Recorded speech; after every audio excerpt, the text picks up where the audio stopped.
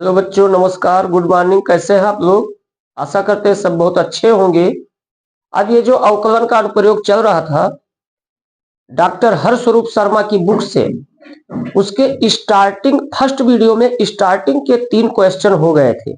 उसी से जस्ट आगे हम चल रहे हैं।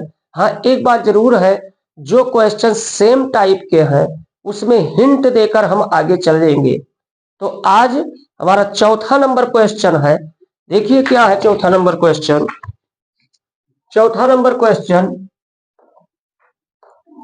देखिए, चौथा नंबर क्वेश्चन कहता है एक वृत्त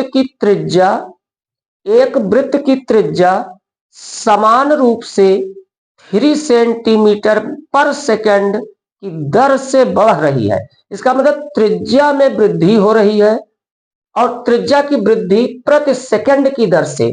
इसका मतलब अगर वृत्त की त्रिज्या माना वृत्त की त्रिज्या बराबर आर, तो दिया क्या है, त्रिज्या प्रति सेकंड की दर से बढ़ रही है, तो डी आर मतलब त्रिज्या में परिवर्तन हो रहा है, प्रति सेकंड मतलब समय के सापेक्ष। तो D R upon D T equal हमें दिया है 3 सेंटीमीटर पर सेकंड। तो देखेंगे त्रिज्या डी आर, त्रिज्या में परिवर्तन समय के सापेक्ष दे रखा है और हमसे पूछता क्या है, वृत्त के क्षेत्रफल में वृद्धि किस दर से होगी जबकि त्रिज्या दिया है 10 सेंटीमीटर। तो आर बराबर दिया है 10 सेंटीमीटर। अब क्षेत्रफल में वृद्धि किस दर से होगी, इसका मतलब क्षेत्रफल में परिवर्तन डीए अपान dt हमें ज्ञात करना, इक्वल क्वेश्चन मार्क का निशान। तो देखिए, सिंस वृत्त का क्षेत्रफल a इक्वल क्या होता है, पाई, a इक्वल होता है पाई आर स्क्वायर। अब इसका अवकलन कर दीजिए, तो ये dA अपान dt इक्वल क्या होगा, जो पावर में है बगल में आएगा 2 पाई आर हो जाएगा, क्योंकि आर स्क्वायर है, बगल में आया 2 पाई आर हो गया, और आर का अवकलन D R by D T हो गया। अब इसमें सभी मानों को पुट कर दीजिए। 2 पाई आर का मान देखिए क्या दिया है, 10 दिया है, और D R by D T का मान 3 दिया है। तो ये हमारा क्या हो गया, 10 दूना 20 दिया 30 पाई क्षेत्रफल है, इसका मतलब सेंटीमीटर स्क्वायर प्रति सेकेंड आंसर हो गया। उम्मीद करते हैं सवाल समझ में आ गया होगा। अब अगला नंबर सवाल देखिए, 5 नंबर सवाल क्या कहता है, एक परिवर्तनशील घन का किनारा 3 सेंटीमीटर प्रति सेकंड की दर से बढ़ रहा है। इसका मतलब घन के किनारे में प्रति सेकंड वृद्धि दिया है। तो मान लेते हैं, माना घन का किनारा बराबर a सेंटीमीटर। घन के किनारा को हमने a मान लिया। तो अब घन के किनारे में वृद्धि दिया है, इसका मतलब घन के किनारे में परिवर्तन हो रहा है, इसका मतलब dA। देखो, a का मतलब घन का किनारा, d का मतलब परिवर्तन हो रहा है। हाँ, किसके सापेक्ष हो रहा है, दिया है समय के सापेक्ष। तो dA by D T equal दिया है 3 सेंटीमीटर पर सेकंड दे रखा है। तो देखेंगे यहाँ पर dA बाई डी टी दिया है और हमसे पूछता क्या है, जबकि ये घन का किनारा 10 सेंटीमीटर लंबा है, इसका मतलब a बराबर 10 सेंटीमीटर दिया है। तो हमसे पूछता है इसके आयतन में किस दर से वृद्धि होगी। तो यहां पर देखेंगे घन का आयतन V इक्वल वॉल्यूम क्या होता है, भुजा क्यूब a क्यूब हो गया। इसका अवकलन कर दीजिए, dB बाई डी टी, तो ये 3 देखेंगे पावर में बगल में आया 3a स्क्वायर, पहले पावर का इलाज कर दीजिए अवकलन में, और a का क्या हो गया, a का हो गया dA बाई डी टी। ये मान उठा के देखेंगे तो इस क्वेश्चन को हम यहीं रहने देते हैं। अब 3 तो गिनती है ही, a का मान तुम्हें पहले से दिया है, a का मान देखो 10 सेंटीमीटर, यहाँ a का मान 10 रख दीजिए, और dA बाई dt का मान हमें 3 दिया है। हमारा आंसर हो जाएगा सेंटीमीटर क्यूब प्रति सेकंड आंसर आ जाएगा। तो उम्मीद करते हैं ये चीज समझ में आ गया होगा। अब हम अगले क्वेश्चन पर चलते हैं। Question number 6। क्वेश्चन नंबर 6 देखिए क्या कहता है। क्वेश्चन नंबर 6 कहता है क्वेश्चन नंबर 6 कहता है एक स्थिर झील में पत्थर डाला जाता है। देखेंगे जब पानी में पत्थर कोई फेंक दिया जाता है तो पानी में एक वृत्ताकार तरंग उठती है और वो तरंग जो वृत्ताकार तरंग उठती है उसके लगातार त्रिज्या उसकी बढ़ती जाती है। कहने का मतलब जैसे यहां तरंग उठी तो पहले पत्थर यहां गिरा, छोटी थी, फिर ऐसे बड़ी हो गई, ऐसे ऐसे ऐसे ऐसे।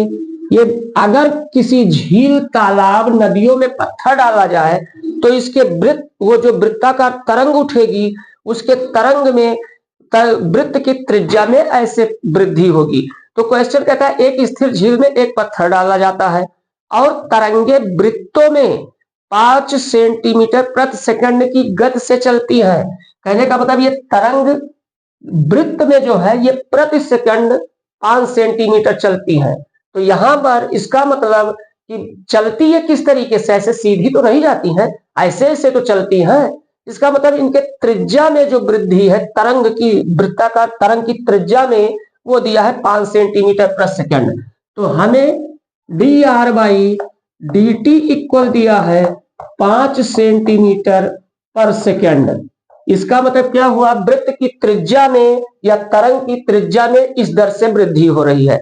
आगे क्या कहता है, आगे कहता है जब वृत्ताकार तरंग की त्रिज्या 8 सेंटीमीटर है, r बराबर 8 सेंटीमीटर है, तो हमसे पूछता क्या है, हमसे पूछता है वृत्त का क्षेत्रफल किस दर से वृद्धि होगा। तो देखेंगे a बराबर वृत्त के क्षेत्रफल का फार्मूला क्या होता है, a equal pi r square.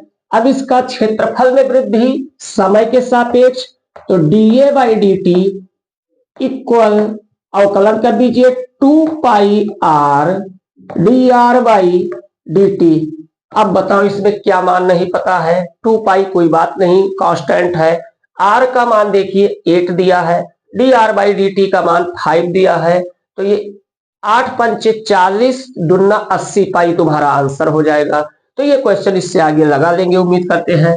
फिर 7 नंबर क्वेश्चन देखिए क्या है। 7 नंबर क्वेश्चन, 7 नंबर क्वेश्चन देखने से पहले इसको हम इरेज कर देते हैं।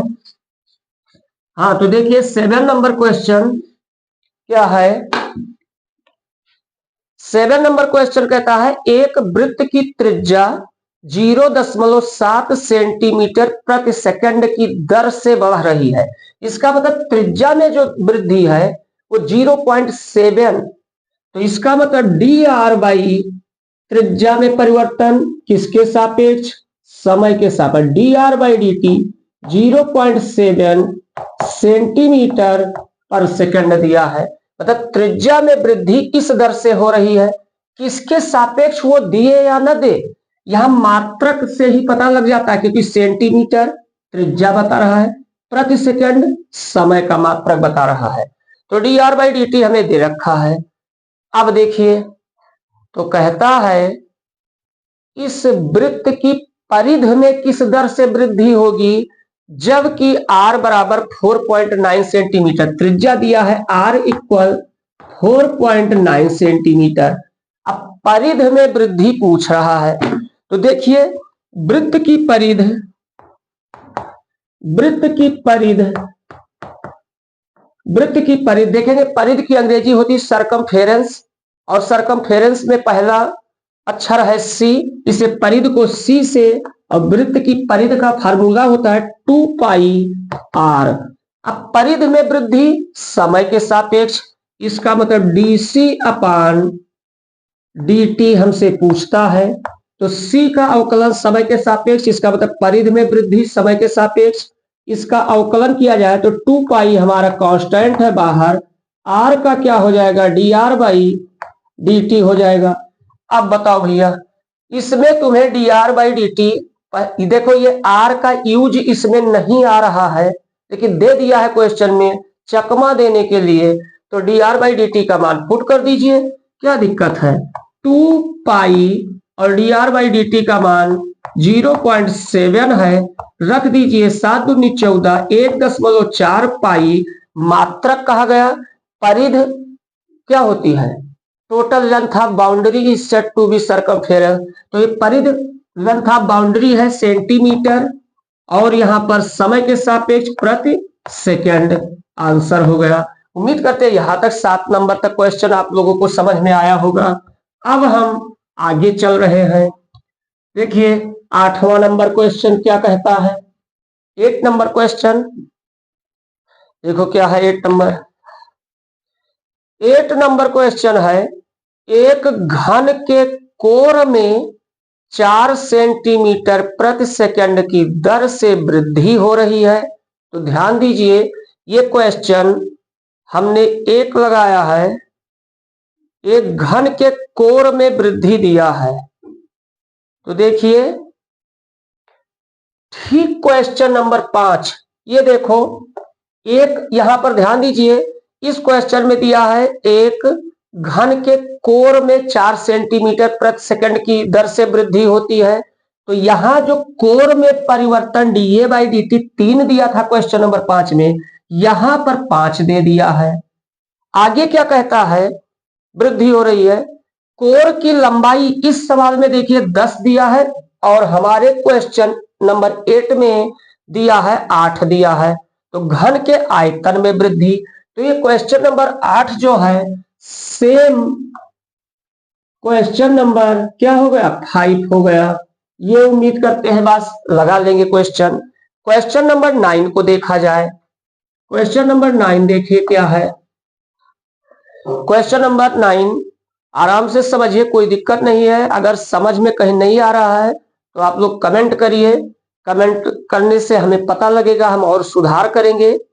क्वेश्चन नंबर 9 कहता है, यदि एक कण द्वारा t सेकंड में s मीटर दूरी तय की जाती है और s बराबर इक्वेशन हमें दे रखा है।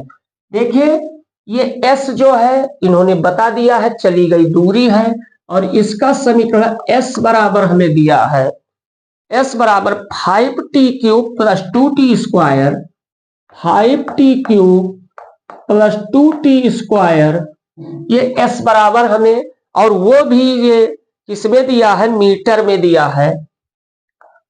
ये चली गई दूरी s बराबर हमें इक्वेशन के पदों में दे दिया है। तो कहता है तब 3 सेकंड के अंत में वेग त्वरण ज्ञात कीजिए। इसका मतलब क्या हुआ कि t समय में चली गई दूरी का समीकरण हमें दिया है, और कहता है 3 सेकंड बाद हमें वेग चाहिए, त्वरण चाहिए। तो हम पहले बताए दूरी का एक बार अवकलन कर दीजिए, वेग मिल जाएगा। पुनः वेग का एक बार अवकलन कर दीजिए तो त्वरण हमें मिल जाएगा। तो यहां पर देखिए, इसे हम सीधा क्या कहते हैं, डायरेक्ट वैसे कहना चाहिए कि इस समीकरण का अवकलन करने पर समय के सापेक्ष, तो देखिए ds/dt और ds/dt जो ही हमने दूरी का समय के सापेक्ष अवकलन किया, इसी को हम वेग कहते हैं। और वेग बराबर क्या हो जाएगा, देखें घात का इलाज कीजिए, जो पावर में है बगल में आएगा, तो ये 5 × 15 t स्क्वायर हो जाएगा इस पद का अवकलन। फिर देखें ये 2 × 2 = 4 हो जाएगा, प्लस 4t हो जाएगा। इसका मतलब t समय में विस्थापन तो दिया ही था, t समय में वेग हमें पता लग गया है, लेकिन हमें t समय में वेग नहीं चाहिए। हमें क्वेश्चन में हमें वेग 3 सेकंड बाद चाहिए। तो देखें ds/dt at the point t equal कितना, 3 पर हमें वेग चाहिए। तो यहां पर 3 पर वेग, तो जो वेग का फार्मूला आया है इसमें t के जगह पर 3 रख दीजिए, तो ये 15 पहले से है, t के जगह पर 3 रखेंगे, 3 × 3 = 9 हो जाएगा, प्लस ये 4 × टी के जगह 3 रख दिया गया।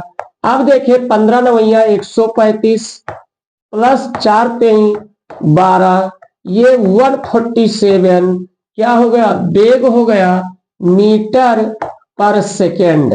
तो एक तो आंसर हमें मिल गया, एक आंसर हमें मिल गया। अब देखिए हमें त्वरण ज्ञात करने के लिए जो वेग का इक्वेशन आया है उससे एक बार पुनः अवकलन कर दिया जाए। तो ये हमारा अगेन क्या हो जाएगा, देखो इसका ds बाई dt का फिर से अवकलन करेंगे तो ये हो जाएगा d2s अपान dt स्क्वायर इक्वल, और वेग का इधर b से अवकलन तो इसी को कह सकते हैं dv बाई dt। और ये फिर से अवकलन करने पर क्या हो जाएगा, यहाँ पर देखिए, यहाँ पर ये अब इसका अवकलन फिर से करते हैं तो पावर का इलाज कीजिए, 2 बगल में आ जाएगा, 15 दूना 30 टी हो जाएगा और प्लस 4 हो जाएगा। तो हमें यहाँ पर ये त्वरण टी समय में त्वरण पता हो गया है, तो 3 सेकंड बाद पता करना है। तो देखिए त्वरण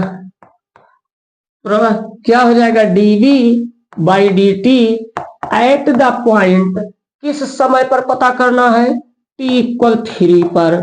तो इसमें पुट कर दीजिए 30 इंटू 3, ये देखो t के स्थान पर 3 हमने पुट कर दिया, प्लस 4, और ये 30 या 90 प्लस 4 बराबर 94, ये क्या हो जाएगा, मीटर पर सेकंड स्क्वायर हो जाएगा।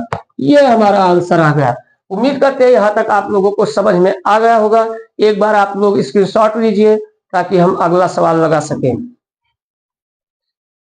देखिए अगला क्वेश्चन क्या है, 10 नंबर क्वेश्चन देखिए, उस वृत्त की त्रिज्या में 5 सेंटीमीटर प्रति सेकंड की दर से वृद्धि होती है। मतलब वृत्त की त्रिज्या में 5 सेंटीमीटर प्रति सेकंड की दर से वृद्धि होती है, dr by dt equal 5 centimetre पर सेकंड, ये दिया है। और क्या कहता है, तो वृत्त के क्षेत्रफल में किस दर से वृद्धि होगी, जबकि r बराबर 12 सेंटीमीटर दिया है। यार वही पुराना क्वेश्चन, हमें क्या है, क्षेत्रफल में वृद्धि पूछता है। a equal pi r square हो गया, da बाई dt इक्वल क्या हो जाएगा, पावर बगल में आया 2 पाई आर dr बाई dt। इसमें बताओ क्या मान नहीं पता है, r का मान वो दे रखा है 12, dr बाई dt का 5, 12 पंचे 60 दूना 120 पाई आंसर हो जाएगा। तो इस क्वेश्चन को रहने देते हैं, आगे लगा लीजिएगा। 11 नंबर क्वेश्चन क्या कहता है, देखिए 11 नंबर क्वेश्चन कहता है, एक कोण का सूत्र s बराबर, एक सूत्र दिया है, चली गई दूरी s बराबर 2t cube minus 9t square plus 12t plus 1, मतलब t समय में चली गई दूरी का ये हमें सूत्र इक्वेशन दे रखा है। इक्वेशन नंबर फर्स्ट सपोज कर लेते हैं। अब हमसे पूछता है 1 सेकंड के बाद वेग व त्वरण, मतलब t समय बाद चली गई दूरी दिया है, तो 1 सेकंड बाद वेग व त्वरण, तो सीधा भाई क्या है, सीधा कहा जाए कि एक बार इसका अवकलन कर दीजिए तो हमें वेग पता लगेगा, दूसरी बार अवकलन कर दे तो त्वरण का समीकरण हमें पता लगेगा। तो देखेंगे differentiating with respect to s, differentiating with respect to t, किसके सापेक्ष, t के साथ, देन वी गेट इसका अवकलन कर दिया जाए तो क्या होगा, ds by dt, ds first number चलते हैं, ds बाई dt। तो देखिए जो पावर में बगल में आया 3 2 जा 6t स्क्वायर, ये देखिए ये बगल में आया माइनस 18t, और ये t का 1 हो जाएगा प्लस 12।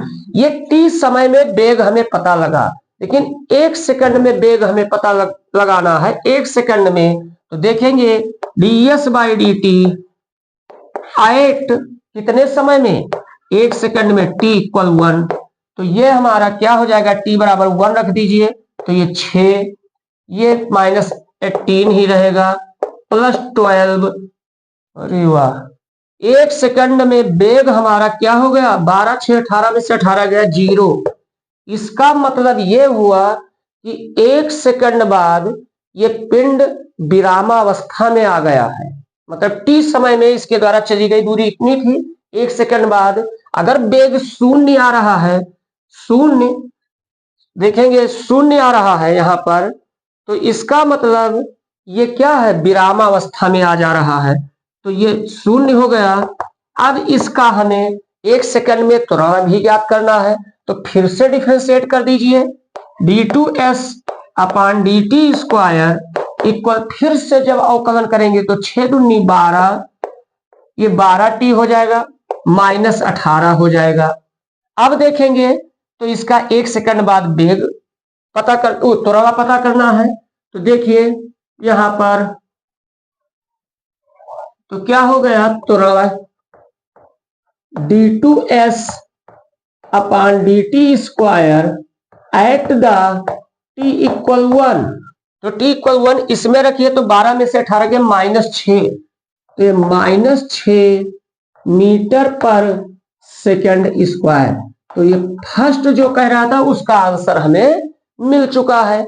अब देखिए अगला क्या कह रहा है, अगला नंबर हमसे कहता है, सेकंड नंबर इसी क्वेश्चन में देखिए क्या कहता है। सेकंड नंबर, वह समय जब पार्टिकल रुक जाता है, कब रुक जाता है, इसका मतलब वो समय हमसे पूछता है जब वो विरामावस्था में आ जाता है। तो वैसे तो ये साफ साफ क्लियर है कि 1 सेकंड बाद ये कहाँ आ जाता है, विरामावस्था में आ जाता है। 1 सेकंड बाद वो समय जब वो रुक जाता है, तो 1 सेकंड बाद वो विरामावस्था में आ जाता है, तो हमें लगाने की जरूरत नहीं, ये खुद ही पूछता है वो समय जब वो रुक जाता है, तो 1 सेकंड बाद रुक जाता है, 1 सेकंड बाद क्या होता है, रुक जाता है। तो यहां तक बात समझ में आई होगी। अब देखें अगला नंबर, इसमें तीसरा नंबर क्या पूछता है। तीसरा नंबर हमसे पूछता है कि 2 बार रुकने के स्थानों के बीच की दूरी, 2 बार रुकने के स्थानों के बीच की दूरी। देखिए कोई टेंशन नहीं लेना है, कहने का मतलब जिस समय ये रुक गया है उस समय उसके द्वारा चली गई दूरी, वही देखेंगे यहां पर। देखें 1 सेकंड बाद ये रुक गया है, 1 सेकंड बाद क्या हुआ है, रुक गया है। तो 1 सेकंड बाद चली गई दूरी देख लिया जाए, तो 1 सेकंड बाद चली गई दूरी, तो यहां पर देखेंगे 1 सेकंड बाद चली गई दूरी, 1 सेकंड बाद चली गई दूरी क्या हो जाएगा, इसी जो t समय में चली गई दूरी दिया इसमें 1 रख दीजिए, तो s बराबर क्या हो जाएगा, यहां पर देखिए 2 × 1 का क्यूब -9 × 1 का स्क्वायर +12 × 1 + 1, तो ये क्या होगा, s बराबर 2 - 9 + 12, तो ये हमारा 12 2 14 में से 9 के 5, तो 5 मीटर आ जाएगा, आंसर हो जाएगा। तो यहां तक उम्मीद करते हैं आप लोगों को अच्छे से समझ में आया होगा। अगर समझ में आ गया तो एक सवाल और लगा देते हैं, क्वेश्चन नंबर 12। क्वेश्चन नंबर 12 देख लीजिए क्या कहता है। कहता है एक आयत की लंबाई x 5 सेंटीमीटर प्रति मिनट की दर से घट रही है। इसका मतलब ये जो लंबाई है डी, लंबाई को x खुद क्वेश्चन में मान लिया है, ये घट रही है किस दर से, समय के सापेक्ष dx/dt 5 सेंटीमीटर प्रति मिनट। देखो घट रही है, ये ध्यान दीजिएगा, तो माइनस लगाएंगे क्योंकि घट रही है 5 सेंटीमीटर प्रति मिनट, तो लंबाई घट रही है इस दर से दिया है।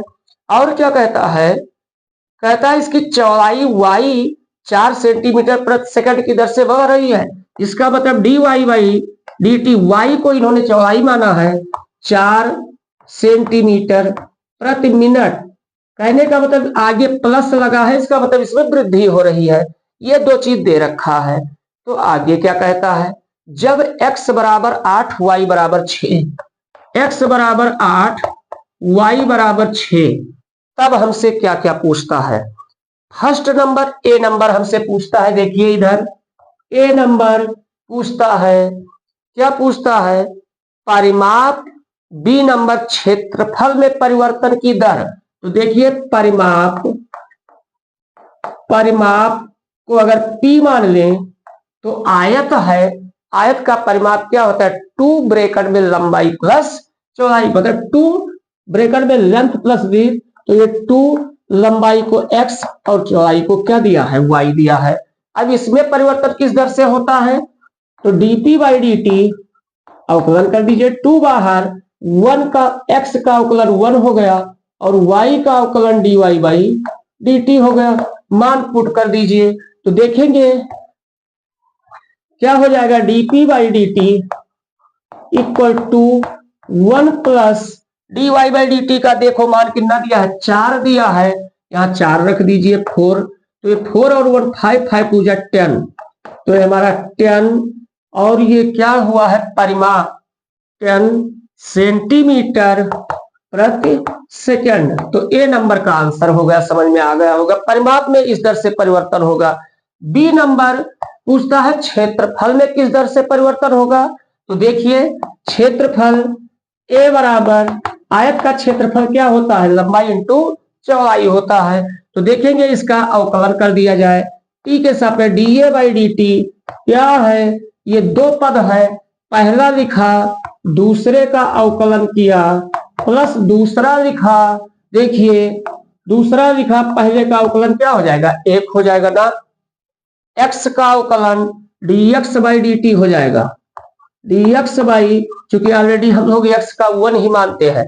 अब इसमें मान उठा के पुट कर दीजिए, तो da by dt equal x का मान देखो कितना दिया है, ये क्वेश्चन में 8 और y का मान 6, तो 8 dy बाई dt का मान देखो 4 दिया है, फिर प्लस y का मान देखो 6 दिया है और dx बाई dt का मान -5 दिया है। तो ये क्या हो जाएगा, 8 चौक 32 और ये देखो -30 हो जाएगा, बराबर क्या आ जाएगा 2, क्षेत्रफल है मीटर स्क्वायर प्रति सेकेंड, आंसर हो गया।